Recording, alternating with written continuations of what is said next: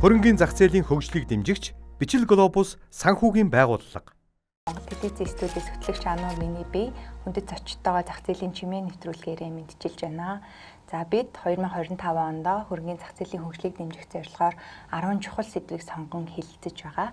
Энэ удаагийн сэдв болохоор уул уурхайн биржийн өнгөрсөн одоо ба ирээдүй гэсэн сэдвээр хэлэлцэнэ. За хөрөнгийн зах зээлийн хөгжлийг дэмжигч Бичил Глобус санхүүгийн байгууллагатай баярлалаа. Ингээд би зочдтой танилцуулъя. За миний баруун гар талаас аж үйлдвэр Эрдэс баялагын яамны Эрдэс баялагын бодлогын газрын дарга Намчин Сүрэн. За зүүн гар талаас Монгол Улсын их хурлын гишүүн Уянга. За Үлзий & Co Капитал үнцаасны компани гүйцэтгэх захирал Үлзий Баяр. Монголын хөрөнгийн бирж Улцайд компани гүйцэтгэх захирлын үүргийг төр орлон гүйцэтгэгч Дөлгөөнаар хүрэлт ирсэн байна. За баярлалаа та бүхэнд урилгын маань хүлээж авсанд. Нэвтрүүлэгтээ оролцуулж яваад бас баярлалаа. За баярлалаа. За бүгдээрээ аль болох чөлөөтэй ярилцгийг бодъё. Тэгэхээр уул уурхай гэдэг бол манай улсын экспорт 90 гаруй хувийг эзэлдэг хамгийн чухал сэдв. Гэхдээ нөгөө үзэж байгаа үзэгчдийн хувьд болохоор баг зэрэг ингээд хүнд байгаад идэг те нөгөө оролцогч талуудын яриа жоохон хүнд байгаад идэг учраас тэрийг арай жоохон одоо олон нийтэд энгийн үг хэллэгээр тайлбарлаасай гэж би асууж байгаа. За нэвтрүүлэг маань 3 хэсэгтэй те нэр маань өнгөрсөн одоо ба ирээдүй гэж байгаа. Тэгэхээр уул уурхайн биржийн тухайд болохоор 2021 онд яг энэ уул уурхайн түүхийн эдийг биржээр арилжаалъя гэдэг тухай яриа гараад те. За анх бол бүр 2014 онд яригдчих байгаад ажил хэрэг болоогүй байсан. За 2021 онд ажлын хэсэг байгуулагдаад 2022 оны 12 дугаар сард энэ улсын хурлаар батлагдсан. Уул уурхайн бүтээгдэхүүний биржийн тухай хууль гэдэг нэртэйгээр батлагдсан. За үүнтэй холбоотойгоор үзэгчдтэй би юуг одоо тодорхой болгож өгмөр байгаа гэхээр яг энэ хуулийг батлах болсон шалтгааныг яг хөө ингээд хайгаад үсэх юм бол үзэгчд бол нөгөө тухайн үед 40 их найдын нүүрсний хулгайн хэрэг гараад түүнтэй холбоотойгоор ер нь бол талбай дээр жагсагчд гараад за тэгээд төр засгаас бол хариуцлага нэхэд энэтэй холбоотой энэ хуулийг айгүй хурдан баталсан гэж бас харддаг. Гэхдээ яг цаана ямар үйл явц яваад энэ хууль 2022 оны 12 сард батлагдсан талаар уян гишүүнээс эхлээд бидний хэлж байна. Уул уурхайн биржийн тухай хууль баталж чадсан гэдэг бол ер нь бол өнгөрсөн засгийн 4 жилд хийж чадсан том манай уул уурхайн салбарт гарсан тийм том амжилт гэж бол хэлэх хэрэгтэй, үзэх хэрэгтэй. Бид нар тэгж ойлгох хэрэгтэй. Та түрүүн бас хэллээ 2014 оноос л яригдаж эхэлж исэн гэд ер нь бол яг сонгодог утгаараа уул уурхайн бүтээгдэхүүнийг борлуулахдаа уул уурхайн биржээрээ яг тэр зорилт төрлийнхөө биржээр дамжих ёстой. Энэ нь ил тод байдал, шудраг өрсөлдөөн тий ер нь бол энэ олон улсын жишгээ дагаж уул уурхайн салбар маань хөгжиж эхлэх тэр яриа одоо 2014 он магадгүй тэрнээс өмнө ч мэрэгчлэнүүд ярьж исэн баг. Тэгээ хууль бий болны тухай үед яригдаж эхлээд дараа нь ингээд ирчээ авж байгаа нь бол тухайн үеийнхээ улс төрийн нөхцөл байдал, тухайн үед нийгэмд болсон асуудалтай болох холбоотой. Гэхдээ ингээд сонгодог утгаараа хөгжүүлээд бүтээгдэхүүнээ бид нар гаргах жишг тийм одоо зөвлөлтэй платформтой болж чадсан. Энийг одоо бид нар харин хэрэгжүүлээд бас тодорхой хугацаа өнгөрлөө. Хуулийнхаа хэрэгжилтийг хараад тэгэхээр энийг одоо цааш нь яаж илүү төгөлдршүүлэх вэ гэдэг дээр нь бол ярих хэрэгтэй байх. Тэгээд ер нь шалтгааныг тавс өөрөө хэлсэн учраас үүсэдээс нөхцөл байдал бол яг ирчээ аваад батлагдах тэр нэг 10 сар байна. Тэр хугацаанд бол тэгэл төрийн өмчийн ялангуяа компаниуд дээр далд байдлаар ам нөхцөл өөр ч юм одоо хаана үнэн яаж тогтоод байгааг мэддэхгүйгээр их хямд үнээр бид нар сайн чанарын нүүрсээ борлуулад байна гэсэн байдлаар олон тийм одоо мэдээлэл гараад мэдээж тэр бол шудраг биш. Тэгээ одоо ил тод нээлттэй байснаар бид нар 23 онд төсөв ашигтай гарсан. Тэгээд тухайн үед нүүрсний үн ч гэсэн өндөр байлаа. За Эрдэс баялагын бодлогын газрын дарга Намчин Сүрэнгээс асууя. За тухайн үед яг Эрдэнэс 5 толгой дээр яг ямар нөхцөл байдал үүсээд тэгээд энэ хуулийн хэрэгжилтийг одоо ингээ хурцхад яг тэр нөхцөл байдал яг нөлөөлсөн гол хүчин зүйл мөн үү? Одоо тэр 40 их найдын хулгай гэдэг асуудал. За орой мэдрэг үндсэндээ сая уян гишүүн бас хэлжлээ. За энэ биржийн асуудал бол Монгол улсын төрөөс эрс соёлын салбарт баримтлах бодлогын баримтчгийг улсын хурлаас 2014 онд баталж өгсөн байсан. За энэ дээр бол эрс соёлын бүтээгдэхүүний гадаад дотоод зах зээл дээрх борлуулалтыг нээлттэй оновчтой болгоод үр ашигтай зах зээлийн зарчимд нийцсэн дотоодын буюу эрс зүйлийн биржийг байгуулъя гэж төрөөс эрс зүйлийн салбарт баримтлах бодлого дээр тусгаж бид нар бол авч явж байна. За ер нь уулуурхайн салбарт бол өнгөрсөн засгуудын үеэс хайгуул нэг 5 үе шаттай энэ салбарын төвд хөгжлийг харж илаа л да. Хайгуулын үе шат, холборлолтын үе шат, боловсруулалтыг нэмэгдүүлэх. За дээрэс нь нэмэх нь худалдаа борлуулалтын асуудал. За тэгээд цаашлаад баялагын сан байгуулахад ард иргэдэд шударгыг тэгш хүртээмжтэй байдлаар хүртээх гэдэг ийм 5 зорилтыг л ер нь бол сүүлийн засгийн газар бол баримталж ажиллаж явсан. За тэгээд тэр хүрээндээ бол биржийн хуулиа батлуулсан, үндэсний баялагын сангийн хуулиа батлууллаа. Гэх мэт ажлуудыг бол хийгээ явж байгаа юм. За яг зүгээр уулуурхайн бүтээгдэхүүний биржийн хуулийг бол ер нь бол улсын хурал дээр анх өргөн бариа хэлцүүлээд бол үндсэндээ бараг жил орчмын дараа батлагдсан юм байна. Тэгээд энэ хугацаанд бол бас нүүрсний хулгай гэдэг асуудал бол бас яригдчих эхэлсэн эрчимтэй. За зүгээр засгийн газрын төвшөндөө бол 2022 оны 10 сард бол юуны эрс зүйлийн бирж байгуулад Монголын хөрөнгийн бирж эрчимд дамжуулаад бүтээгдэхүүнээ арилжаалах бол чиглэлийг тухайн үеийн уулуурхай хөндөөлтөр юм төгсөн байдаг. Тэгээд бид нар бол холбогдох талуудаа оролцуулаад нүүрсийг захимаар арилжаалах төр журам гэдэг юмыг батлаад бол 23 оны 1 сараас эхлээд энэ биржийн арилжаа бол явсан байдаг. За энэ биржийн хууль маань бол 22 оныхоо 12 сарын 23-ны өдөр улсын хурал баталж өгсөн. За энэ баталсан үйлчлэх хугацаа нь бол хэрэгж хугацаа нь бол 23 оныхоо 6 сарын 30 гэж бол томьёосон байсан. Тэгэхээр бид нар бол засгийн газрын төвшөндөө л ерөөсөө биржийн хуулийнхаа хэрэгжилтийг хүлээлгүйгээр хэрэгжүүлэх хугацаа хүлээлгүйгээр төр журам баталж өгвөл за энэ хүрээндээ ингээл анх бол нүүрсийг захимаар дуудлага худалдааны зарчмаар буюу Монголын хөрөнгийн биржээр дамжуулан борлуулах ажлыг эхлүүлсэн байдаг. За яг тухайн үеийн одоо улс төрийн нөхцөл байдалтай холбоотой ер нь яг энэ рүү чиглээд явж исэн. Гэхдээ гол зорилго бол ил тод байлгая. Тэгээ төрийн өмчт компаниудын одоо энэ тухайн үеийн одоо нүүрсний хулгай гэж нэрлэдэг байгаа бидний хартай тэрийг ил тод болгоё. Ингээд бирж дээр байх юм бол ил тод байна. За оролцоотой байна гэдэг үүднээс ингээд явсан. Яг намчин сүрэн дагаа хэлж байгаа 6 сард хэрэгжилтийг ингээд хугацааг нь тавьсан байсан. Тэгээ Монголын хөрөнгийн бирж болохоор тухайн үед санхүүгийн зохицуулах орноос зөвшөөрлийг өгөөд тэгээ Монголын хөрөнгийн биржээр харилцаа явагдсан. Тухайн үеийн нөхцөл байдлыг би ойлгохдоо болохоор өөр бирж одоо байгуулах уу гэдэг талаар ярьж байгаад тэгээ уулуурхайн биржийг тусдаа байгуулах уу гэж ярьж байгаа Монголын хөрөнгийн биржээр явуулах шийдвэр гаргаснаа 30 гаруй жилийн туршлагатай тэгээ тухайн үед бол 32 жилийн туршлагатай байсан. Тэгэхээр яг тэр үед зүгээр яагаад Монголын хөрөнгийн биржээр явах болсонтой холбоотой үзэгчд маань мэдээлэл өгөөч гэж Монголын хөрөнгийн биржийн захирал төлөвлөгөөний захирлаас асууя. Хөрөнгийн биржийн хувьд ингээд өнгөрсөн арилжааны хэмжээг ингээ харахаар яг хэр их хэмжээний ашигтай одоо Монгол улс ажиллаж чадваа гэдэг ингээд ийм нэг асуулт байна. Тэрэнд ингээд хариулахад 1.3 их найд. За энийг ингээд их найд гэхээр ингээд мөнгөөр буухад хэцүү. Тэгвэл одоо байгаа бүх хүүхдүүдэд сарын 100 мянгаыг өгөхөд 1 жилийн хугацаанд 1.3 их найд гарч. Энэ мөнгийг зүгээр анхны дуудлага худалдааных нь үнээр зараагүй. Энэ дуудлага худалдааны үнэ нь өсөө зарагдсан энэ зөрүүнээс л 1 жилийнхэн хүүхдийн мөнгийг Монгол улс гаргаад байна. Тэр ийм их хэмжээний мөнгийг зүгээр биржээр харилцсан учраас л гаргаж авч чадсан гэдэг юм дүгнэлтэнд байна. Тэгэхээр энэ бол яалтчгүй нэг талаас ингээд Монгол улсад орж ирэх мөнгийг бол нэмэгдүүлсэн. Хоёрт нь одоо ингээд худалдаа авагч нартай ингээд уулзаад явхад хамгийн гол зүйл хэлж байгаа нь өмнө нь ийм хязгаарлагдмал хүрээнд цөөн хідэн хүн ингээд ямар нэг байдлаар одоо ам нөхцлөөр гэж ярьдаг те гэрээ хийдэг байсан бол одоо бүгд хэн дуртай нь өөрсдөө оролцоод үнээ дуудаад авъя гэсэн үнээрээ авахгүй бол оролцох албагүй шүү дээ. Тэгээд ийм боломжийг нээж өгсөнд бол баярлалаа гэж хэлж байгаа. Тэгэхээр одоо ч гэсэн энэ биржийн энэ уулуурхайн биржийн тухайн хуулийн амин сүнс нь ерөөсөө бүх бүтээгдэхүүнээ биржээр зарья. Ингэж чадах юм бол дотоодынх нь байна уу, гадаадынх нь байна уу бүгд чөлөөтэй оролцсон.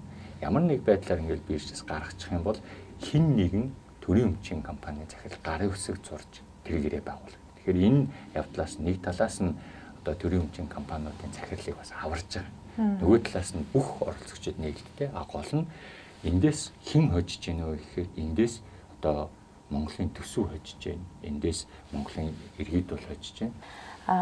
Дүлгэн захирлын хэлж байгаагаар тухайн үед ялцчихгүй нөгөө асуудлууд үүсээд одоо ам нөхцөл гэж хэлээд байгаа тий.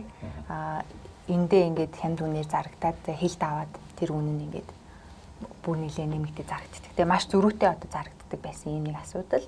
Дээрээс нь нөгөө дундын зуучлагчид маш их ашиг хийдэг байсан асуудал байгаа. За мөн одоо нөгөө өндөр үнэтэй одоо бүтээгдэхүүнүүд яг ямар одоо зэсэн те ямар нүүрсэн ямар тоотой гараад байгаа гэдгийг ч хүртэл хянахад айгүй хэцүү байдалтай байсан. Тийм үед яг энэ бол цагаа олсон гэдгийг бол миний хувьд ч ихсэн санал нийлж байгаа. За энэ хууль дээр 2022 онд батлагдсан энэ хууль дээр Ulzen Co Capital компани гүйцэтгэх захирал Ulzen Аяраас асуухад за яг энэ дундын зуучлагч буюу брокеруудын тухай яаж тусгасан юм? Одоо тий Ulzen Co Capital бол яг албан ёсны зөвшөөрөлтөй уул уурхайн биржийн брокерийн зөвшөөрөлтөй юм үн цасны компани байгаа шүү дээ. Тэгэхээр энэ хууль бол мэдээж анх одоо юу гэдэг манай улс орны хувьд ч гэсэн анх удаага бид нэр уул уурхайн биржийн тухай хуулийг баталж ирсэн болохоор тухайн үедээ мэдээж ирэх алдаатай оноотой тий авах зүйлтэй батлагдсан. Гэхдээ бас тэрий чинь бүтцэн энэ зах зээлийн бүтэц хөрөнгийн зах зээл уул уурхайн одоо энэ зах зээл гэдэг одоо биржийн зах зээл гэдэг чинь ерөөсөө өөрийн гэсэн өрмөц онцлогтой шүү дээ. Өөрийн гэсэн одоо оролцогч байгууллагуудтай байхгүй. Одоо оролцогч байгууллагууд нэлээд олонтой тий. Одоо ер нь хөрөнгийн зах зээл тийм шүү дээ тий. Банкта бид нэр очиод тейлер дээр очиод хадгаламжийн нэг л мөнгө өгчдөг бол энэ хөрөнгийн зах зээл гэдэг чинь оролцогч байгууллагууд маш ихтэй зохицуулах одоо нөө ажлууд ихтэй байдаг. Тэгээд энэ хуулинд бол мэдээж брокеринг компаниг бол оруулсан байсан. Зуучлах тий үйл ажиллагааг оруулсан. Тэгээд цагаан дээр хараар одоо жишээлбэл юу гэхээр одоо биржийн оролцогч байгууллагуудын захиалгыг тий одоо тэдний нэрийн өмнөөс захиалгыг одоо биржийн систем руу зоож тий оруулж одоо захиалгыг биелүүлэн мэрэгжлийн өндөр ёс зүйтэй ажиллана тий тэр арилжааныхаа одоо буруу зөв хийсэн бол тэрнийхээ эрсдлийг хүлээнэ гэдэг бүр тов тодорхой зүйл залтуудыг оруулсан байгаа юм брокерийн тий тэгээд тэрнийхээ үндсэн дээр ч гэсэн тэр хуулиа дагаад санхүүгийн зохицуулах орны журам боловсруулагдаж гарсан тийм журмаараа одоо өнөөдрийн байдлаар 13 компани үн цасны компани уул уурхайн одоо бүтээгдэхүүний арилжааны брокерийн тусгай зөвшөөрлийг ингээ авчаад байж байгаа юм. Харамсалтай нь тийм одоо өнөөдөр бүгд нэг нөгөө ярил гэсэн юм чинь тийм одоо энэ талаараас ярилцах хэрэгтэй болов уу гэж бодож байна. Энэ дотор одоо хувийн хвшлийг төлөөлж байгаа нь бол би ганцаараа байгаад байна тийм. Тэгэхээр харамсалтай нь өнөөдрийг хүртэл одоо энэ нөгөө энэ хувийн хвшлийн тий одоо энэ үн цасны компаниудын брокерийн компаниудын одоо үйл ажиллагаа явуулах тэр нөгөө орчныг бүрдүүлж өгөхгүй байна тий одоо юу гэдэг ингээд яам тамгийн газруудын очиод ярихаар заавал одоо брокер явна гэсэн одоо заалт байхгүй штэ гэдэг байгаа байхгүй юу. Заавал гэдэг үг одоо ингээд манад яг тийм юм байна. Ер нь ингээд маш олон зүйл дээр анзаарч яхад бол хуулийн үг хэлгэн дээр яам тамгийн газрууд өөр өөртөөхөөр тайлбар хэлдэг юм байна. Өөр өөртөөхөөр яг өөр өөртөөхөө өнцгөр таалагдсанараа тайлбар хэлдэг юм байна тий. Жишээлбэл одоо манай үн цасны зах зээлийн тухай хуулинд гэхэд байна шүү дээ тий. Заавалжгүй одоо хөрөнгө оруулагч заавалжгүй үн цасны компанид очиж данс нээж хөрөнгөний биржийн арилжаанд орно гэж байхгүй л байхгүй юу. Гэхдээ энэ зах зээлийн зарчмын тэр бүтцэн тэрийг бол хинч гэсэн ойлгодог те. Очоод брокер дээрээ данс нэгээл бүгдөө Эрдэнэс тавталгаагийн 1072-ын дансыг нэгээл тэрэн дээрээ дансан дээр хувьцаагаа эзэмшээл тэр ноглашка авч байгаа. Атал өнөөдөр ингээд уул уурхайн брокерийн ажлыг хийя гэхээр заавал гэдэг өгүүлбэр байхгүй гээд ингээд бидний ам таглаад байгаа байхгүй. Тэгэхээр тэр нэг үг үсгэн дээр тоглодог. Тэгээ уг нь бол эн чинь ажиллаа бодмоор байгаа байхгүй. Тэр нэгэнтдээ тэр хууль нь гарцсан, журманд гарцсан 13 хувийн компанид эрхийн нөхцийн бол өнөөдөр тэр компаниуд чинь өчнөө 100 сая төгрөгийн тэдэн тэрбумын шүү би бүр хэлээ те. Ягаад гэвэл хувийн хувь нөлөөс хөрөнгөний хэмжээнд дор хаяж одоо 3.5 тэрбум байх ёстой гэж заагаад өгсөн. 1 сая доллар биз 13 компани те. Тэгээ дээрээс нь тэр хүмүүс чинь офисо томруулсан 5-6 хүн дор хаяж 5-6 хүн ажилласан. Тэн дотроо хятад хэлтэй хятад төгссөн те эм чиглэлийн маш олон залуучуудыг ажлын байраар хангаад те ингээ ажиллаа төлөвлөчөөд байж байгаа байхгүй бид нар ажиллаа төлөвлөдөг байхгүй. Тэрнээс гин цагаан сараар 3 хоног амарна гэдэг хүмүүс биш байхгүй юу? Тэг ингээд төлөвлөөд байхад өнөөдрийн хүртэлтэй ингээд ажлыг одоо хийлгэгдээд болно штэ та нар биржээрч болно, брокерч болно гэх ингээд тайлбар тавьдаг гэдэг. Яс юмдаа бол хятад хүмүүст бол бид нар болно гэд ойлгуулад нэмэргүүлдэ ягаад гэвэл тэрийн өмчтөй одоо тэг биржийн ажиллаа хийж байхдаа брокер бол тэг нөгөө цаашаа тэгээд анханасаа одоо бидний ойлголтоор бол энэ дээр нөгөө ингэж гоё Монгол талын оролцогч байгууллагууд нэг талдаа гарч нэгэн зорилгын төлөө яваагүй те нөгөө юу гэдгийг те бирж нь өөрийнхөө брокеруудыг те бүр ингэж нөгөө одоо дөлгөөн биш шүү, дөлгөөн захирал биш шүү. Тэгтээ одоо юу гэдэг нь бирж нь өөрөө брокеруудаа бараг л эднэр зардал те эднэр одоо нөгөө юу гэдэг ингээд буруу ойлголт өгснөөс болоод энийг зөв яваагүй болол гэж харж байгаа байхгүй. Тэгэхээр өнөөдөр одоо өнгөрсөндөө тийм байсан. Тэгэхээр одоо энэ мэдээж цаашдаа те одоо энэ өнөөдөр яагаад арилжааны хэмжээ багассан гэдэг чинь бас мэргэжлийн байгууллагуудын оролцоо байгаагүйгээс болоод гэж бас бид нар харж байгаа байхгүй те. Яг бол ганц бирж ачаалаад дийлэхгүй те биржийн уул уурхай одоо хилцэт нь нэг за 4-5 хүн байгаа те бид нар 13 брокеринг компани хэдэн хүнтэй илээгээд дотгоор те нөгөө ачааллыг хуваалцаад харин ч их ажил хийх хэрэгтэй байсан болов уу гэж харж байна. Хөрөнгийн зах зээлийн хөгжлийг дэмжигч Бичил Глобус санхүүгийн байгууллага. Одоо бол уул уурхай бирж дээр 4 төрлийн бүтээгдэхүүн арилжигдчихэж байгаа. Тэгээ нүүрс, зис, жонш, хөдөр гэсэн 4 төрлийн төмрийн хөдөр тийм.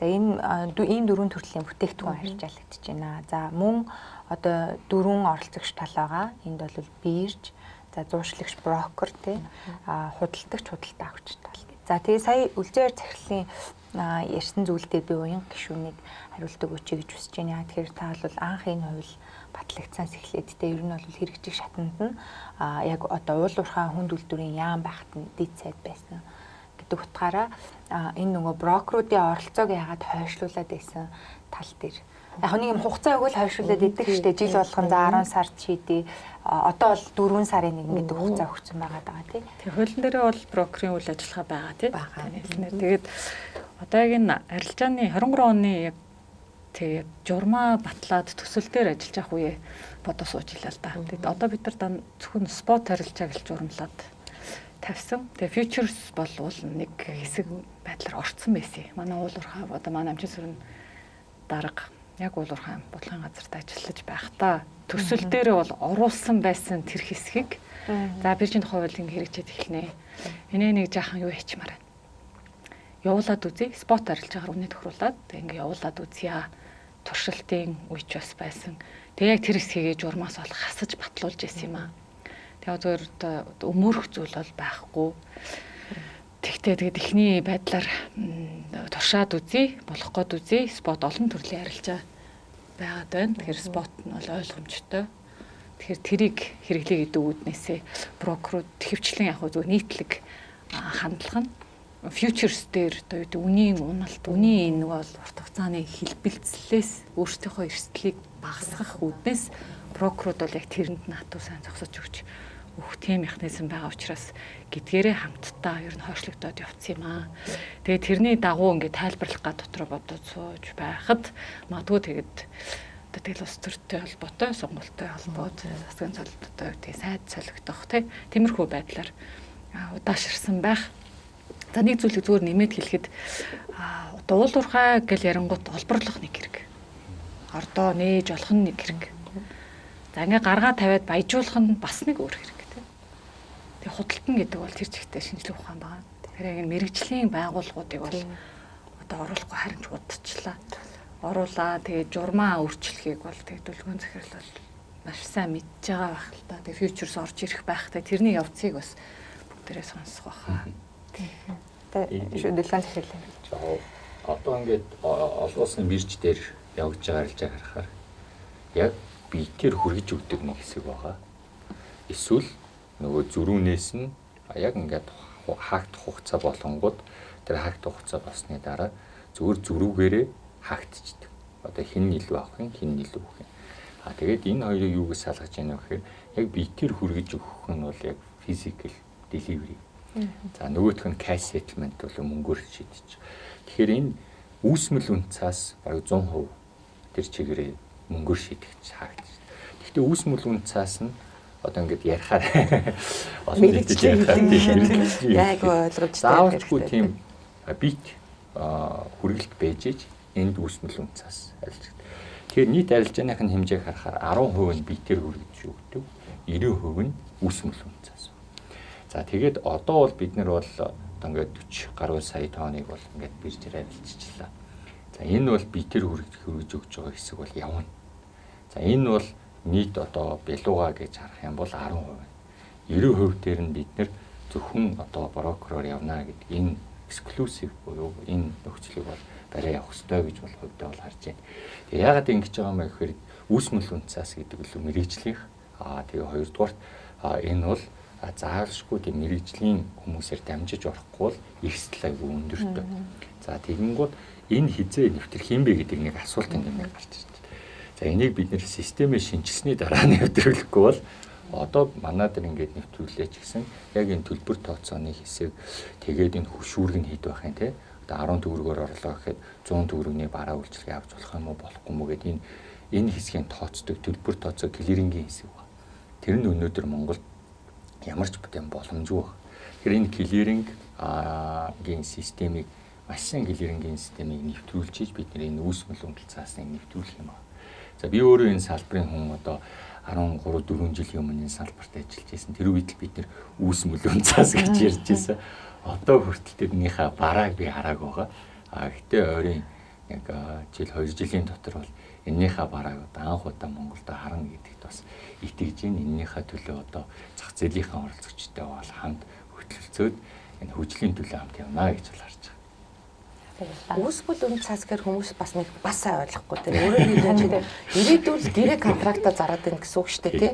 Одоо жишээлбэл нүүрсний үн өнөөдөр ингээл нэг $100 коксч нүүрс $100 байгаа бол тий 3 сарын дараа за би одоо юу гэдгийг 6 сарын дараа би одоо тий 40 тонны чинь одоо 850-аар авьяач гэдэг юм уу тий нэг амлалт лахгүй гэрээ тий тэрийг л зараад байгаа. Ирээдүйн үн ханшны хэлбэлцлээс өөрийгөө заавал хүргэлж өгч авахгүйгээр өөрсдөө хамгаалж байгаа л гэсэн үг. Тэгээд ийм зүйл бүтээгдэхүүн байхгүйгээр уул уурхайн бирж маань ч гэсэн өөрөө цогцолж чадахгүй те нэг бас л нэг дахир дээр нэг дутууч гэдэг юм уу доглолт юм болчиход. Яг ирээдүйд яалтчгүй тэр фьючерс буюу те үүсмэл үн цасны хэрэгцэл дээр бол брокерууд орох нь бол ойлгомжтой гэж хөтөлбөрийн захирал бол хэлж байгаа шүү. Гэхдээ би одоо Эрдэс баялагын бодлогын газрын дарга намчин сүргээс асуухад яг одоогийн нөхцөл байдал дээр те сая үлзий баяр захирал хэлж штэ те ингээд бас бухимдалтай штэ брокерууд. Ягаад тэгэхээр яалтчгүй нөгөө нэг бид бүтцийн бэлтгэл ажил бол хийцэн байхгүй тий. Өөртөөсөө нөгөө нэг мөнгө гаргаад хүний нөөц системийн ингээд олон бэлтгэл ажлуудыг хийсэн. Ихэнх үедээ бол яалтчгүй нөгөө системийн холболтыг хийгээгүй гэдэг шалтгаанаар ингээд хойшлуулсан зүйлсүүд байсан боловч одоо ер нь ингээд нөгөө брокер компаниудад хугацаа тавьчаад одоо ч гэсэн ер нь магадгүй 4 сарын 1 гэхэд энэ бол нэг тодорхой болохгүй шинжтэй харагдаад байгаа. Яа тэгэхээр засгийн газрын хэрэг эрхлэх газрын дарга учрал сайд гарч ирээд бид бол боомтуудаар яг нөхцөл байдалтай танилцсанаа ажлын хэсэг гаргая гэдгийгсэн. Тэгэхээр яг энэ одоогийн нөхцөл байдал юу вэ? За ерөнхийдөө бол сая дүлгэн захирал бас хэлжлээ. За үндсэндээ бол нэг 100% гэж үзэх юм бол нэг 90%-ийн арилжаанд бол тэгээд нэг толбогдох техникийн шийдлүүдээ хичээл брокерууд маань оролцоо явах боломжтой энэ чиглэл рүү явах байхаа гэдэг бол хүлээлт байгаа юм байна. За тэгтээ бидний зүгээс бол авсан мэдээллээр бас 13 компани маань нэг компани ч юм уу бас арилжаанд оролцоод явж эхэлсэн гэдэг бол мэдээллийг авсан. Манай юм дээр бол цаашлаад бол энэ арилжаанд оролцогч талууд нь өөрсдөө одоо брокероо сонгох юм уу, биржээ сонгох юм уу, аль нь байх юм.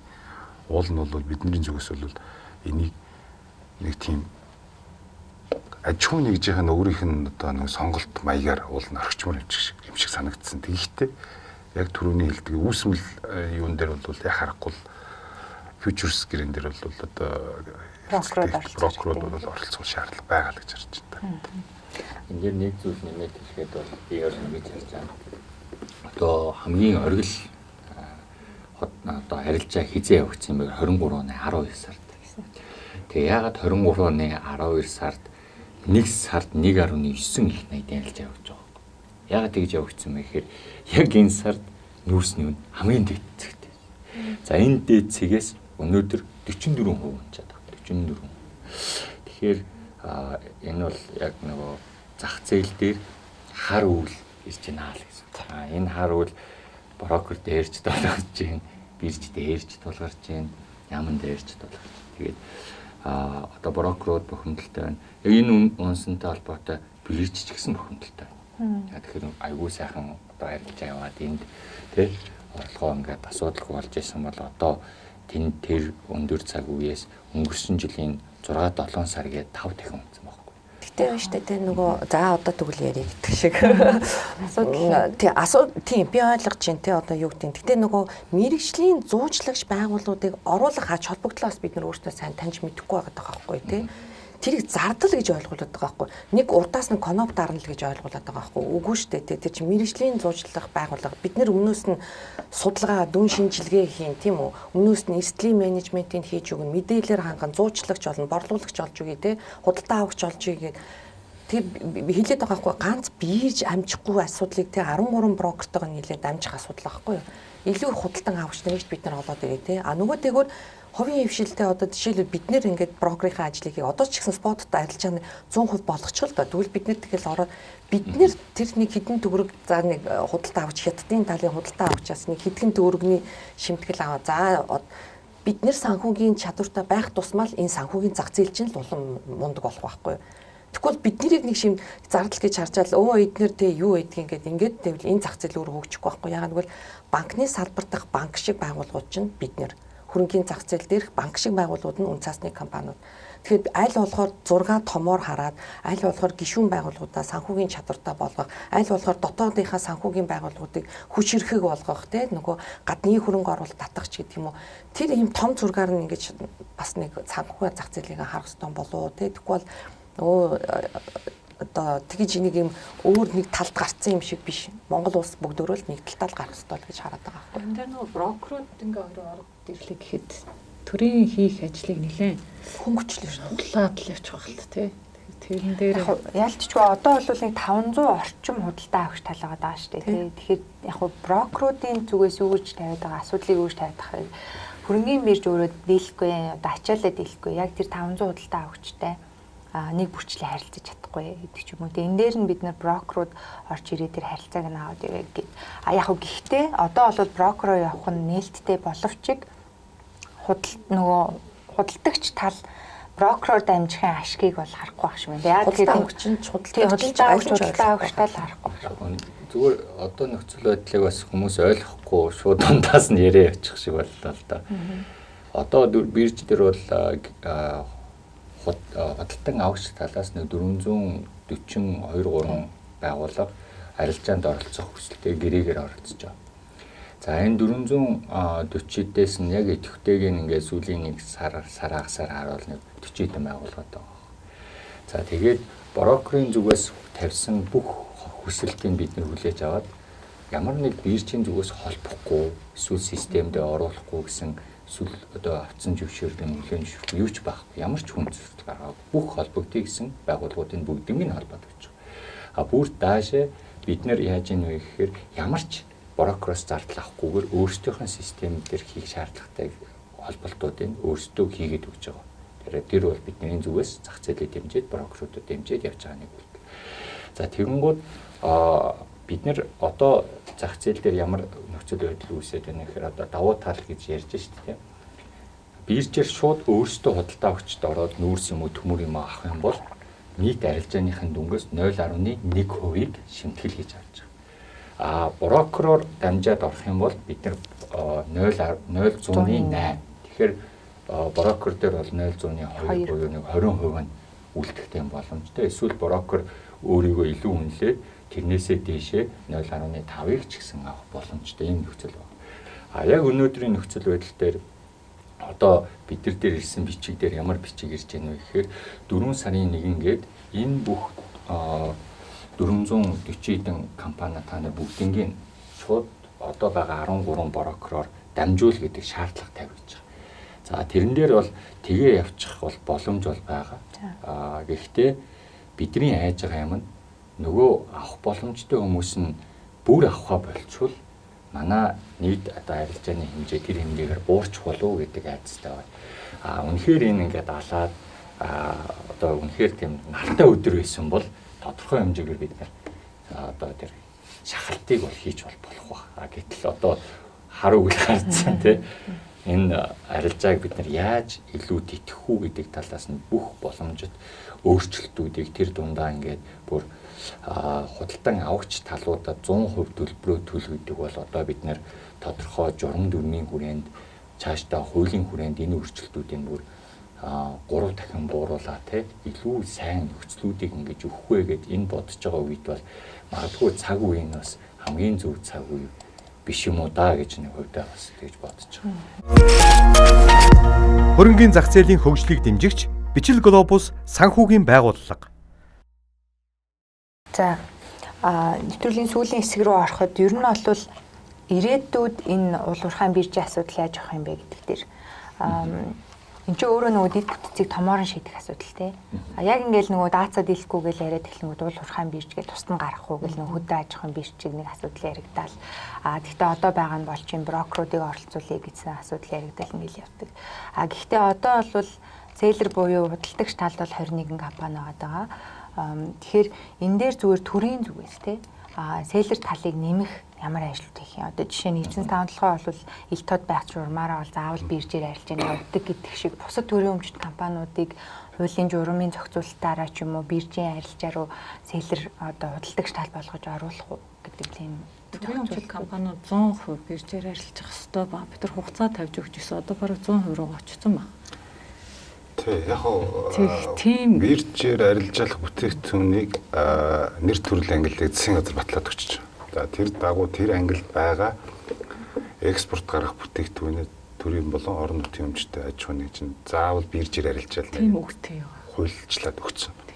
Бидний зүгээс бол компаниудыг нэмэх бол асуудал бол шууд төр өөрөө энэ бизнес харилцаанд оролцоод танах биржээр бүтээгдэхүүнээ арилжаа гэж хувийн хвшилт тулах боломж байхгүй. Энийг бол нээлттэй эрхийн нэгээл өгөөд явах бол төрийн зөвцөл. Мөн дэд бүтцийн асуудлуудыг шийдэх төрийн ажил. За энэ ажлуудаа бол төрийн зүгээс хийгээ явна гэдэг бол нэгдүгээр хэлхэн зүг. Хоёрдугаар одоо төрийн өмчт аж ахуйн нэгжүүдийн дотоодын борлуулалт гэдэг асуудал бас мэдэрсэн. Тэгэхээр одоо дахны төмөрлөгийн үйлдвэрчүүд юм эрдэс таван толгойчд юм. За энэ энийг түшиглээд нөгөө үйлдвэржилтийн зорилтын хүрээнд үйлдвэр барих сонирхолтой хөрөнгө оруулагч нар бас ороод ирж байгаа. Манай яамны бол үндсэн бас нэг чиглэлүүд бол аж үйлдвэр эрс зөөлөн яам буюу үйлдвэрчдийн чиглэлээс. Тэгэхээр бид нар бол энэ чиглэлдээ бүтээгдэхүүний нийлүүлэх нэг эрх зүйн орчин ойлгомжгүй байгааг шийдвэрлэх бол зорилттой ажиллаж байгаа. За энэ хүрээнд энэ өнгөрсөн 3 өдрийн засгийн газрын уралдаанд бид нар бас дотоодын борлуулалтыг энэ биржээр дамжуулъя гэдэг бол шийдэл гаргаад тэрийг түр хугацаанд нэг журам гаргаад яваад үзье. Одоо анхны нөгөө нүүрсний арилжааны дүр журам гэдэг шиг яваад үзье гэдэг зорилт тавиад энийгээ бол засгийн газрын уралдаанаар батлуулсан. За энэ тогтоол маань ойрын үед алавччих бах. За тэгэхээр бид нар бол энэ тогтоолынхаа хүрээнд дотоодын түүхийдийг худалдаж аваад нэмэн өртөг шингээгч аж ахуйн нэгжүүд дээрээ одоо арилжаа хийгээд тэндээс нь авах боломжийг бол бүртгүүлж өгнө гэж харж байна. Ер нь бол аж ахуйн нэгжүүдийн тоог нэмэх бол оролцоог нь одоо энэ бирж дээр оролцох сонирхлын татгал бол бизнесийн зарчим шүү дээ. Тэр сонирхлыг татах хэрэгтэй. Тэгжээж явна гэхээс бид нар энэ төрийн зүгээс бол шууд одоо хувийн хвшлийн аж ахуйн нэгж ч юм биржээр та бүтээгдэхүүнийг зараа гэж байна. Хувийн хвшлийн аж ахуйн нэгжүүд бол биржээр арилжаад эхэлж байгаа тийм. Тэгэхээр тэр бол нүүрсний үн өндөр байх үед бас тааламжтай нөхцөл үүссэн байх. Төрөөс өөр нэг хийх зүйл нь болохоор дэд бүтцээрээ нэлээд сайн анхаарах хэрэгтэй. Тэгээд яг ийм одоо Лондонгийн металлын хөрөнгөний бирж ч юм уу тэгээ нэг том хөрөнгөний биржүүд дээр энэ хуулийн өрөөнд очиж ажиллаж байсан юм аа. Тэгээд үцхэд бол тэгэл дандаа л нэг тийм одоо дэлхийн хэмжээнд ярих юм аа. Тэ? Одоо манайх ирээдүйд бас тийм болоосоо. Тэгээд ярихтаа тэр бонд тэр манай одоо байгаа нөхцөл юм байна. Тэгэл юусэн физикал одоо яг одоо бодит байдлаар хүргэж өгөхдөө тэр агуулгынхаа хэмжээ одоо тийм багтаамж тэрийг яриад ингээд өөр төвшөнд байгаа. Тэгэхээр энэ дид бүтцийг бий болгохдоо төмөр зам, авц зам, бомтууд бол нэлээд сайн хэцтэй явж байгаа гэж хардаг. Тэгэхээр энэ бүгд дээрээ харна. Тэрнээс өмнө одоо гарч байгаа жишээ нүүрс хаана аль бомтор илүү гараад байна. Тэнцэнэ нэг байнгын одоо нэг хурдан шуурхай байдлыг бий болгох энэ нөхцөлийг бас хийх хэрэгтэй. Тэгэхээр хууль улсын хурал гэхээр хууль тогтоох байгууллага засгаас орж ирж байгаа, мэрэгжлийн яамнаас орж ирж байгаа яг тэр ингээ салбарын хувьд ингээ зөв зүйтэй зүйлийг дэмжиж явна. Тэр хуулийн дээр юу оруулвал зүгээр байгаа дахаар энэ эсвэл бонтын сэргэлт гэж ярихаар байна уу? Дид бүтэц чиглэлдээ цаашдаа орох гэж байгаа уулуурхайн төслүүдтэй чиглэсэн. Одоо тэр төмөр зам, авт зам. Тэгээ зарим одоо хувиршлыг зориулсан агуулгууд ч юм уу тиймэрхүү байдлаар хөгжих ёстой. Тэгээд харьцангуй мэрэгжлийн хүмүүс бол ингээ шат шатанд ажиллаж байгаа учраас тэг хамтраад ингээ зөв явуул хурдан бүтэх баг. Тэг яг энэ хоорондоо яг одоо сая хэлдэг шиг те энэ төр агуулга тэр логистикийн асуудал ч гэх юм уу те тээвэр гайлын асуудал энэ бүгдийг яг хооронд нь зохицуулдаг байгууллага нь одоо мэрэгжлийн яг энэ брокеринг компаниуд аахгүй те тэр болгонд нь одоо хурцтэй нь худалдаа авагчтай зүгээр суух биш те бид нэр тэр бүх асуудлыг одоо энэ худалдагч худалдаа авагч хоорондох тэр бүх одоо дэд бүтцтэй холбоотой асуудлуудыг бас зохицуулж өгөх нь брокерийн үүрэг байхгүй. Тэгэхээр хийх ажил бол нэлээх байна. Дээр нь нэмээ хэлчихв. Сая бас брокерууд гэдэг ингээ ярьж байгаа тэр уул нь бол манай энэ бирж дээр арилжаан дээр явж байгаа төрийн өмчлөх компаниуд өөрсдөө бас энэ брокероор явахын давуу тал гэдэг юм бас мэдээлэл айгу сул байна. Тэгэхээр би юу гэж хэлэх чинь нөхөр энэ брокер үйл ажиллагаа эрхлэх зөвшөөрлөө авсан компаниуд нь өөрсдөө бас энэ биржийн арилжаанд оролцож байгаа нэг тал гол одоо худалдагч талтайгаа бас ярилцаад ажиллаж үзээд ингээд явмаар байгаа. Талууд л нэг тал гараа үржиж ажил урагшлуул аль тал нь хайдаг байхгүй тий баяртай. Тэр тал руугаа бас би бол та бүхнийг бас ажиллах нь зөв баха. Бид нар чинь харин төрийн холбоотой байгууллагуудын дунд нь яг бөмбөг шиг ийшээ тийшээ ингээд шидэгдээд байгаа байхгүй юу? Эдгээрс Монголынхантай уулзахаар бид нартай та нарыг айгуу сайн болгож чинь та нар тэр бирж чинь харин та нарыг хаагаад буугаад байгаа юм шүү. Бирж рүүгээ явуулдаг байгаа байхгүй юу? Бирж рүү явахаар хороо гэдэг ингээд бүр одоо ингээд бид нар чинь яг ийм хувийн хвшил өнөөдрийн байдал яг бөмбөг шиг ингээд яг тал руу бид нарыг одоо ингээд тийшээ яв ийшээ явуул гэдэг ингээд байгаа байхгүй юу? Ер нь гэхдээ бас яг нэмэт хэлэхэд бол альва юмыг одоо засгийн түвшиндөө ч гэдэм үү одоо бусад түвшинд батлаад ингээ явахад одоо хамгийн гол юм талууд л хамгийн ойлголцсон байх хэрэгтэй. Энэ л хамгийн чухал зарчим тийм. Одоо биднэрт хамгийн тулгамж байгаа нэг нүүрснийхаа борлуулалтыг тэр нь биржээр нүг байна уу тийм яаж нэмэгдүүлэх вэ гэдэг дээр улсаараа сорилтын өмнө ирж байгаа. Тэгэхээр энэ сорилтыг тэр дундаа энд оролцоотой байгууллагууд бүгд л хараад тус тусын шийдлийг бол гаргах болов. Манай биржийн хувьд бол ямар шийдэл гаргаж ирсэн бэ гэхээр одоо намжин суран дараа бас хэлэх бах. Худалдан одоо гэрээгээ хэрэгжүүлж байгаа. За энэ хүрээнд биржээр ингээд оролцоод магадгүй 500 мянган тонн авцаа. 300 мянган тонныг аваад үн чонгууд 200 мянган тонныг авахаар тонн тутмаас нь одоо $50 алдаг. Ингээд гаццсан айлууд байна. За тэр бол үнийн дүнгийн хэлээ яг хөө гэхдээ их хэмжээгээр гаццсан. Тэгэхээр бид нэр тэр айлуудад одоо хятад талын компаниуд байгаа юм л та. Тэгээд мэдээж үн өснө гэсэн хүлээлтэн дээр орж ирээд их хэмжээгээр авцсан бас ийм мэрэгжлийн одоо Winsway-ийн охин компани ч гэх юм нэг тийм хэдэн компаниуд бас байна. Өндөр үнийн дүнгээр бас. Тэр хүмүүст яаж юм гэхээр одоо энэ 500 мянган тонноо авчаад 300 мянган хэлээр гаргацсан. Яг бодит тийм бит хүргэлтээр авцсан. 200 мянган тонны ухаагүй байгаа. Ахуу болох уу гэдэг ингэ гаццсан. Тэдрийг буцаагаа зараад төлцсөн байгаа мөнгөө буцаад нөгөө авч байгаа хятад компаниас нь авах. Одоо бид нэр дахин арилжаалах гэж нэрлэж байгаа. Хөрөнгийн зах зээл дээр бол бид нэр энийг хоёр дахь арилжаа гэж нэрлэдэг. Тэгэхээр ийм дахин арилжаалах боломжийг нээгээд системийнхаа хувьд шинжилтийг хийгээд журмаа өөрчлөөд санхүүгийн зохицуулахаар төлөвлөсөн байна. Тэгээд санхүүгийн зохицуулахаар өнөөдөр хуралдаад манай журмыг бол баталж байгаа шиг байна. За тэгээд хоёр дахь бидний хийсэн юм нь олон улсын биржүүдийн судалгаа гаргаад бид нэг үнээр зарангуудаа 160-аар зарангуудаа ирэх 6 сар 9 сар 160 дээр тогтчонгууд энэ үн чинь 120 болчонгууд 110 болчонгууд нэг тонноос нь $50 алдаад. Тэр бол мэдээж Монгол талд одоогоор ашигтай.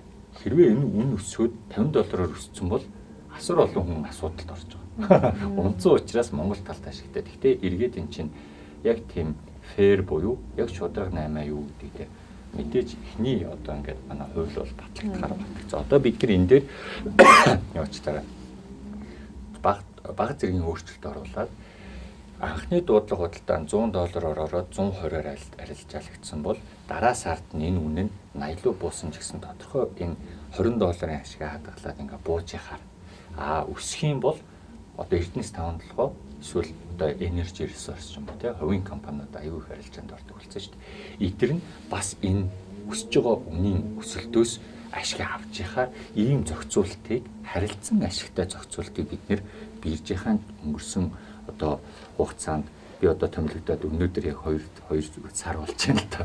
Ингээд нийтдээ нэг 6 журамд бас өөрчлөлт оруулаад бид нэр санхүүгийн доктортой байдал танилцуулсан. Бид нэр экспортыг нэмэгдүүлэх ажлын хэсэг дээр энэ танилцуулга бас хийсэн. Ингээд яг ингээд энэтэй холбоотой бүх газар танилцуулга хийсэн. Би тухайн сайт дээр ажилтнууд эрдэс байдлын яам дээр хүртэл очиж энэ бүх өөрчлөлтийн танилцуулгыг хийгээд ингээд бүх талууд за энэ үнэхээр өөрчлөгдөх ёстой юм байна гэдэг дээр нэгтчихэж байгаа.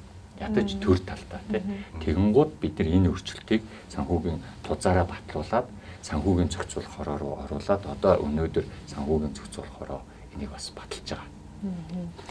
Журмын өөрчлөлтүүд дээр бол бас гой өөрчлөлт сонсогдож байна. Гэхдээ яг зах зээл дээр нэг шүүмжил байгаа нь энэ биржийн арилжаа чинь яг төрөөс хамааралтай хэвээрээ юм шүү. Тэ одоо гэсэн нэг юм шүүмжил байгаа байхгүй яа. Тэгэхээр хөрөнгөний биржийн одоо 60-аас дээш хувийг нь сангийн яам эзэмшигтэй 66%. Тэгэхээр энэ нөгөө бусад одоо жишээ нь 2 бирж байна тий.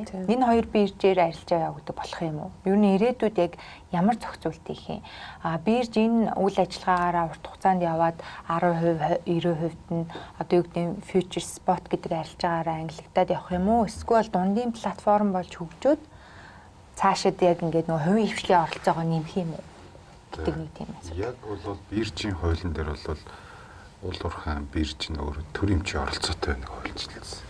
За тэгээд тэрийн биржийн нэрийг засгийн газар баталнаа гэж заагаад өгсөн. За тэгээд энэ хүрээндээ бид нар түрүүн бас хэлсэн ярианыханд хэлсэн нүүрсийг төр захимаар арилжаалах журам гэж засаг тухайд баталж өгөөд явахдаа хөрөнгөний биржийн платформыг ашиглаад хөрөнгөний биржтэй явуулсан. За тэгээ ер нь бол цаашдаа бол эхний байдлаар хөрөнгөний биржтэй явчихъя гэд засгийн газар дээр одоогийн хүчин төгөлдөр байгаа хууль тогтоомжийн хүрээнд ороод хөрөнгөний биржээр явах шийдвэр гаргасан. Ийм л харьцаас юм байна.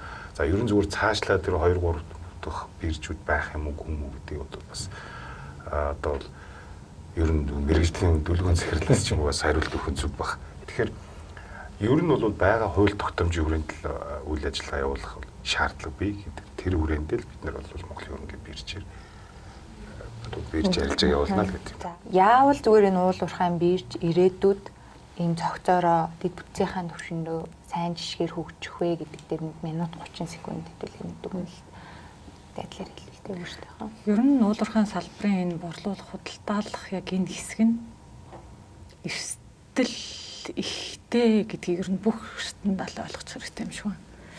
Одоо ингээд яг зүгээр эдийн засаг гэдэг энэ ажил ухааны ингээд харахаар mineral economist буюу яг энэ ашигт малтмлын үнийг ингээд тогтмол хараал ажиглал прогнозлоод ингээд явдаг хэсэг бүлэг нөхдүүд бол байдаг. Тэг ингээд харж байхад бол ашигт малтмлын үнийг ер нь нэг ойрын бараг хэдэн сардаач хэлэхэд амар хэцүү байдаг. Тэг тэрийг бол бас их сайн ойлгох хэрэгтэй. Тийм суурны хэдэн завуурхан салбараар эрсдэлтэй бизнес юм байна. За борлуулна гэдэг бол тусдаа чадвар юм байна. Мэргэжлийнхэн хийх юм байна. Энэ бид нэр ойрын хэдэн сар нөөцний үн ямар болохыг одоо ямар ч мундаг одоо далтыг хардаг хүн хилдэггүй юм байна.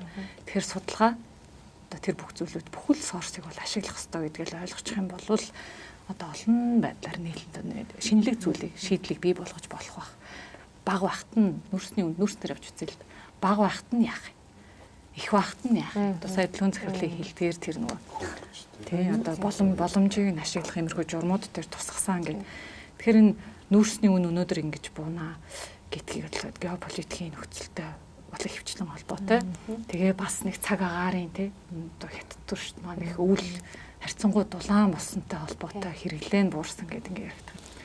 Тэгэхээр энэ бүгдийг нь хараад ингэ үзэж идэг тэр нөхдүүд нь төрдөөч тэр хувийн хвшлэлтэй илүү одоо тавмгай боломжийг нь олгосон байдлаар хөгжих зүйтэй гэж бол бодож байна. Тэгээ энэ талаар хууль эрх зүйн орчинд юу оруулах ёстой бүгдээр ярилцах хэрэгтэй.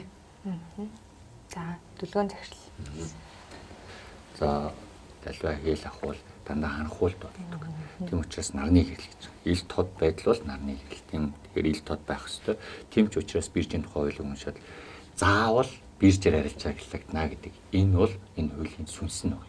Тэгэхээр энэ хуулийнхаа сүнсийг бид нар хадгалаад тэр нь бол богино хугацааны бараа бүтээгдэхүүн арилжаал нь урт хугацааны бид бирж бол тэрэн дээр бол ажиллаад өгч чадна. 3 сарын дээр чинь ажиллаад өгч чадна. Заавал энэ чинь 3 сарын биш 2 жилийнхтэй хэрэгтэйгүүл бид тэр гэрээг нь арилжаадаг энэ механизмыг үүсгэж өгч болно. Хоёр дахь нь болохоор гадаадын худалдаа авагчид зориулсан байна. Одоогийн хууль. Тэгэхээр дотоодын баяжуулах үйлдвэрүүд яг үл бирж тэрэн дээр бас л ажиллаад өгч байна. Гэхдээ заавал бирж дээр арилжааглагна гэдэг энэ амин сүнсээ хадгалаад явах юм бол одоогийн байдлаар намайг ажилд орохоос өмнө энэ Монгол улсын одоо бүх хүүхдэд өгөх хүүхдийн мөнгөний дайны энэ мөнгийг зүгээр биржээр арилжааснаар болж байгаа шүү дээ. Тэр ам нөхцлөөр явсан бол энээс илүү мөнгийг бол Монгол улс гэдэг утгаараа бол алдах байсан баг. Тэгэхээр энэ концептыг бариад явбал одоо бид нэр энэ жижиг сажиг энэ богино хугацааны дунд хугацааны асуудлуудыг дөрвөн уянгаа гişүн бас хэлсэн агуулгын ингээл энэ асуудлуудыг бол бид нэр бирж дээр замын зургийг гаргацсан 4 үе шатны шинжилтийг хийнэ гэдээ оролцсон байна. Ингээд эхний үе шат одоо өнөөдрөөр маргаашаар дуусчих шиг байна. Одоо бид нар чанар руугаа ингээд орж чадах юм бол чанарын өөрчлөлт бол магадгүй энэ жилдээ бид нар хийнэ. Ингээд 3 дугаар үе шатн дээр бид нар агуулгын асуудлууд, за 4 дугаар үе шатн дээр бид нар Монголын уул уурхайн бүтээгдэхүүнүүдийг гадны бирж дамжуулаад оролцоод арилжаанд оролцоод авах боломжтой энэ юуг нь зүтгэнэ. За энийг бол замын зургийг бол бид нэг 2-3 жил гэж бол харж байгаа. Тэгээд энэ хугацаанд одоо 2 жил дотроо бидний системийг нэвтрүүлчих юм бол энэ бит хүргэлт бол 10% нийт арилжаа бол одоо 9 дахин нэмэгдэх ийм боломжтой гэж бол бидний хувьд бол харж байна. За баярлалаа. За үлзий аяар захирлын үед буюу хвшлийн төлөвлөлөө тийм байна. Мэдээж яг одоо сүүлийн үед уул уурхайн биржтэй холбоотой ингээл сошиалар ч гэсэн тэр дээр нэлээд олон ингээл шүмжлүүд яадаг шиг байна. Бүр зохион байгуулалтайгаа унгаахж байгаа юм шиг одоо нөгөө юу гэдгийг бирж буруу гэж улаан цаан ингээд одоо зарим нэг хүмүүс мэдээлэл хийж штэ. Тэгэхээр энэ одоо энэ асуудлууд байгаа юу гэхээр байгаа. Гэхдээ хууль маань маш зөв хууль, зорилго нь ч маш тодорхой зөв. Энэ Монгол улсын эрх ашигт нийцж байгаа. Тийм болохоор засаж сайжруулах тал дээр ажиллах ёстой юу гэвэл ажиллах ёстой. Энэ Монгол улс гэдгийг чинь хэн төлөөлдөг гэхээр төрөөс гадна бид нар бас хувийн хвшлийнхэн төлөөлөд байгаа байхгүй үү те. Тэгэхээр өөрчлөлтүүд хийх гэж байгаа. Yes сайн байна, баярлж байна те. Яагаад бид нар танилцуулдаг юм бэ? Танилцуулаач биднэрт те. Дандаа төрийн байгууллагуудаар танилцуулсан байна. Биднэрт бас танилцуулаад бид нар бас хамтдаа ажиллахад бэлэн те. Яг л би ганцхан жишээлээ. Төр хувийн хвшлийн хамтын ажиллагаа ямар үр дүнд хүрдгийг манай үндэсний зах зээл харуулсан байхгүй юу?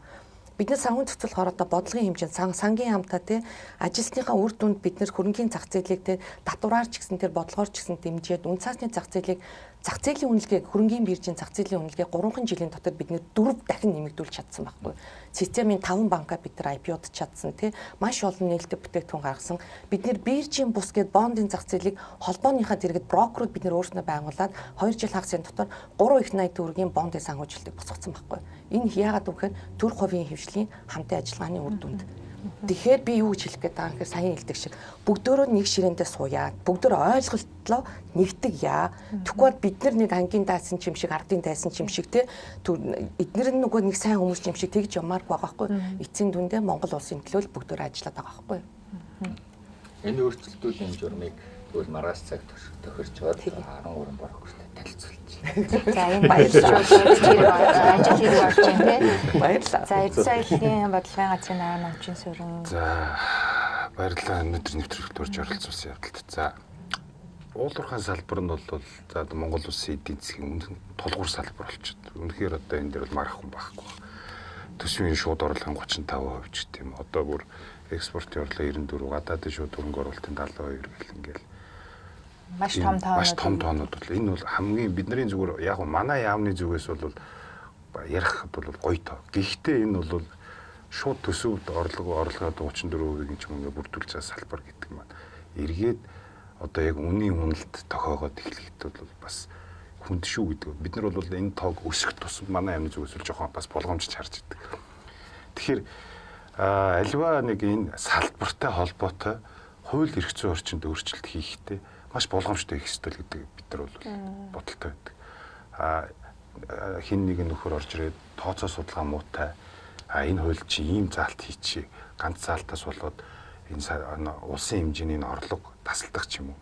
Эрсдэл бий. Тийм учраас бол бид нар бол эрх зүйн орчин дээр маш болгоомжтой хандахыг хичээж явдаг. Тэгээд энэ чиглэлээр бас явах бол ер нь бол сая бас уян гишүүн манай дицэд байсан хүн бас хилчлээ. Үндсэндээ дид үц тал дээр бас ажиллах хэрэгтэй. Тэгээд үлгэн захирал маань ч гэсэн бас цаашдаа нэг 3-2-3 жилийн хугацаанд энэ бирж ярилж байгаа бүр ингээд өөр түвшин тавиачна гэдэг. За энийг бол бид нар бас хөрөнгөний биржийнхэнтэйгээ ямар төлөвлөгөөтэй вэ гэдгийг сонсоод ярилцаад ингээд эхний үе шатны ажлуудаа ингээд хамтрал хийгээл явчихна л дээ. За баярлалаа. За ингэ нэвтрүүлгийн маань цаг дуслаа. Урилгын маань хүлээн авч ирсэн дөрвөн зочиндоо маш их баярлалаа. Ягаад гэхээр маш үнцэнтэй мэдээллүүдийг өгснөөс гадна бодит ажил хэрэгүүд хүртэл явлаа. Тэгэхээр талууд бол ингэж нэг дор суугаад асуудлаа ярих нь аюул чухал. Тэгээд бидний нэвтрүүлгийн ч гэсэн зорилго юм байсан. Тэгэхээр одоо хамтран бүтээж байгаа бидний хувьд бол энэ маш их баяртай байна. За тэгээд өнөөдрийн нэвтрүүлгээ энэ хүрээд жаргая. Зах зээлийн чимээ нэвтрүүлэг дараагийн дугаараар жижиг хувьцаа эзэмшигчийн эрх ашиг сэдвийг хөндлөн. За тэгээд дуустал нутсан үзэгчдээ бүгдэнд баярлалаа. Та бүхэнд бүгдэнд баярлалаа.